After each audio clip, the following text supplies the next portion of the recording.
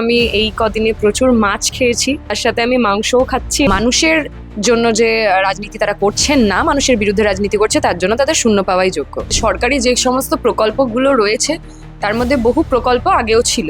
প্রথমত, আমরা বামপন্থীরা কখনো হারি না, আমরা হয় জিতি নয় আমরা শিখি। মানুষের শ্রেষ্ঠ ধর্ম হলো খিদে। মানুষের পেটটা যাতে ভরে, মানুষ যাতে কাজ পায়, মানুষ যাতে মাথা উঁচু করে বাঁচতে পারে, সেটার জন্য লড়াই করছি। 2026 সালের বিধানসভা নির্বাচনের ঢাকে কাঠি পড়ে গেছে। বালিগঞ্জ কেন্দ্রে বামেদের প্রার্থী আফরিন বেগম সকাল থেকে রাত অবধি দৌড়াচ্ছেন ছাত্র আন্দোলনের মাটি থেকে উঠে আসা এই প্রার্থী। এই প্রার্থীর সকালবেলা থেকে এই যে জনসংযোগ, দৌড়াদৌড়ি, মিটিং, মিছিল, এর মাঝখানে ঠিক কিভাবে নিজের ডায়েট মেনটেন করছেন তিনি, কিভাবে নিজের খাবার দাবার নিয়ন্ত্রণ করছেন, পাশাপাশি আমরা আজকে জেনে নেব কিভাবে এই রাজনীতির উত্তাপের মধ্যে, বিরোধীদের আক্রমণের মধ্যে নিজেকে কুল রাখছেন অন্যতম কম বয়সী প্রার্থী আফরিন। এছাড়াও থাকবে সরাসরি রাজনৈতিক প্রশ্ন, কত নম্বর দেবেন বিরোধীদেরকে, জিতলে কি করবেন, কি হবে যদি আফরিন হেরে যান, কি করবেন তিনি। অর্থাৎ আজ সব মিলিয়ে একজন তরুণ প্রার্থীর জীবন এবং তার প্রচার, তার অন্দরমহলকে ঘুরে দেখব আমরা।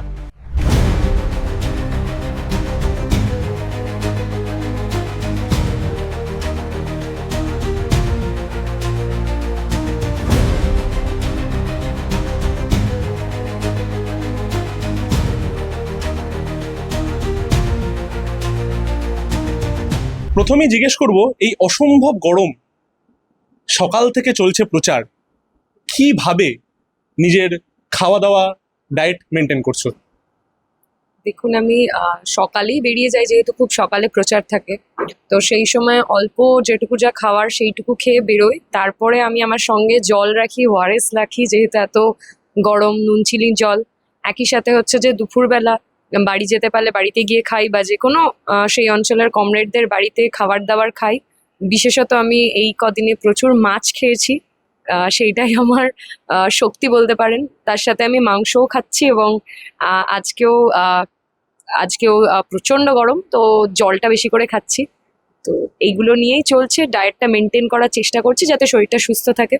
বাড়ি তো রেগুলার ফেরা যাচ্ছে না, যখন যেই অঞ্চলে কাজ করছি বা প্রচার থাকছে, সেই অঞ্চলের কাছাকাছি যেটা পড়ছে কমরেডদের বাড়ি, সেই অঞ্চলে তারা প্রচণ্ড ভালোবেসে ডেকে নিয়ে গিয়ে তাদের বাড়িতে যা রান্না হয়েছে সেটা আমার জন্য তারা বেড়ে দিচ্ছেন। তো সেই ভালোবাসাটাও পাচ্ছি, মানুষের কাছে গিয়ে তাদের সাথে বসেও খেতে পারছি, সেটাও একটা আলাদা আনন্দ।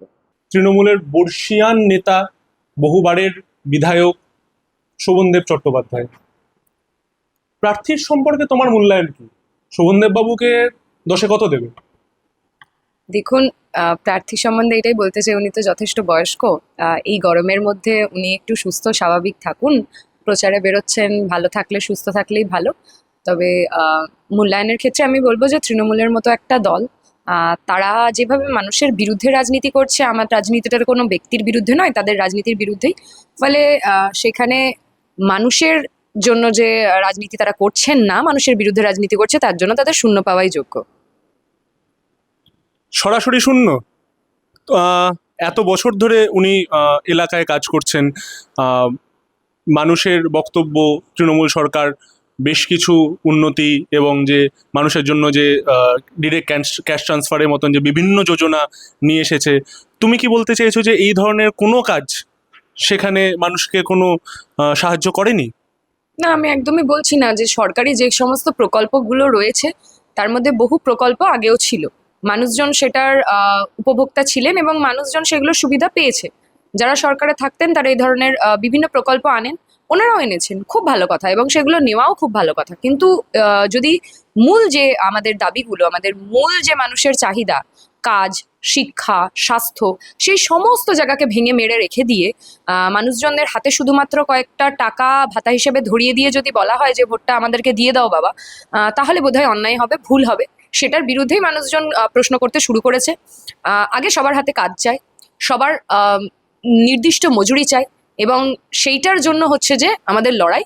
ফলে ভাতা দিচ্ছে দিক, ভাতা ভাতার জায়গায় থাকবে, কিন্তু তার আগে যেন কাজটা অবশ্যই প্রত্যেকে পায়, ন্যূনতম মজুরি যেন 26,000 হয়, এবং বেকার ভাতাও যেন এমন দেওয়া হয় যাতে সেটা তার সংসার খরচ অন্ততপক্ষে তার মাস খরচটা চলে।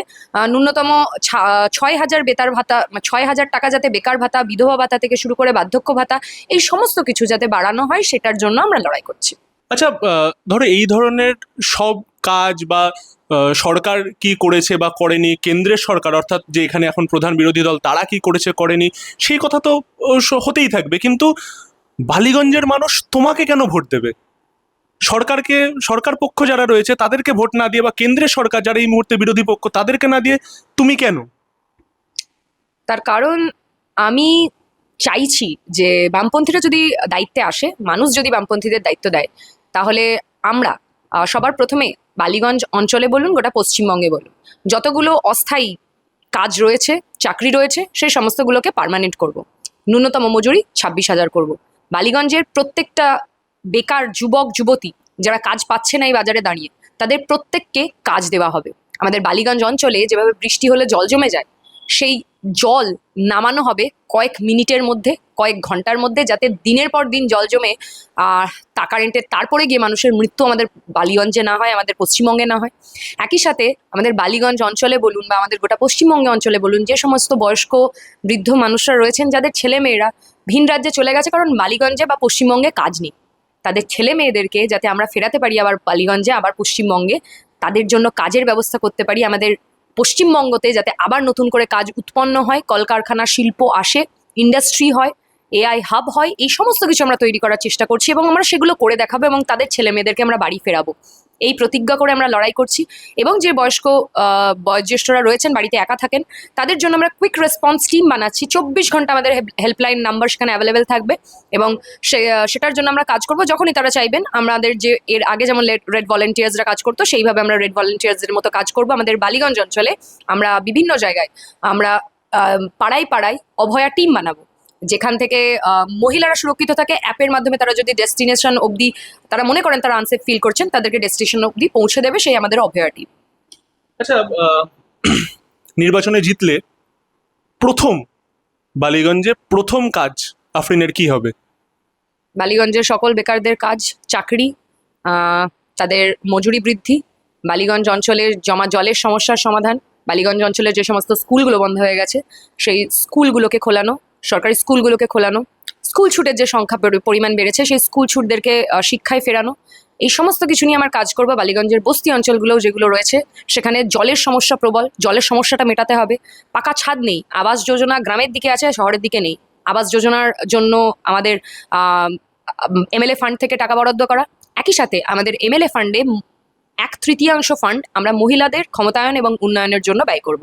এই সমস্ত কিছু বালিগঞ্জ বিধানসভা কেন্দ্রে হবে, বালিগঞ্জের মানুষের জন্যই হবে।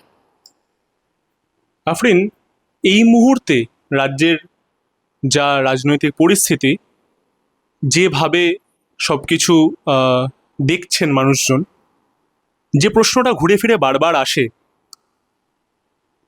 তুমি যদি হেরে যাও তাহলে কি তুমিও পরিযায়ী? বালিগঞ্জে তোমাকে কি আর দেখা যাবে না?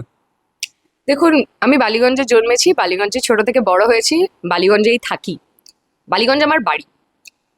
তো প্রথমত আমরা বামপন্থীরা কখনো হারি না, আমরা হয় জিতি নয় আমরা শিখি। তো তারপরেও আপনি যেটা বললেন কোটানকোট, যদি হেরে যায়, আসলে হেরে গেলেও আমি আমার নিজের বাড়ি ছেড়ে কোথাও পালাবো না, লড়াইয়ের ময়দান ছেড়ে কোথাও পালাবো না। আমি হেরে যেতে পারি কিন্তু বালিগঞ্জের মানুষকে হারতে দেব না। বিভিন্ন সভা থেকে যেটা বারবার করে আমাদের এই মুহূর্তে তৃণমূল নেতা নেতৃত্ব বলছেন যে কর্মই ধর্ম, কর্মই ধর্মর কথা যখন তাদের মুখে শোনা যাচ্ছে, তুমিও বারবার করে কাজের কথাই বলছো। এদিকে অন্যদিকে বিজেপির জন্যে সবার যে আক্রমণ সেটা হচ্ছে যে তারা এটি কমিউনাল দল, তারা পশ্চিমবঙ্গে বহিরাগত। এই বিষয়ে তোমার কি মত? কোনটা ধর্ম আসলে? আসলে আমরা বামপন্থীরা বলি যে রুটি রুজিটাই ধর্ম। আসলে আমাদের মানুষের শ্রেষ্ঠ ধর্ম হলো খিদে, ফলে সেইটাই আমার ধর্ম বলে আমি মনে করি। সেইটার জন্য লড়াই করছি, রুটি রুজির জন্য লড়াই করছি। মানুষের পেটটা যাতে ভরে, মানুষ যাতে কাজ পায়, মানুষ যাতে মাথা উঁচু করে বাঁচতে পারে, সেটার জন্য লড়াই করছি। আফরিন মনে করছে রুটি রুজিটাই মূল ধর্ম, খিদেটাই মূল ধর্ম। মানুষ কি সেটা মনে করছে? দেখা যাক।